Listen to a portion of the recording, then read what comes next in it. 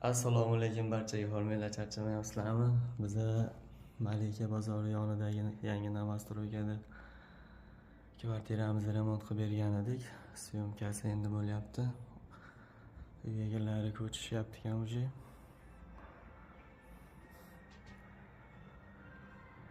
Ko'rib bitta baho berib qo'yasizlar. Bu xonamiz spalniy.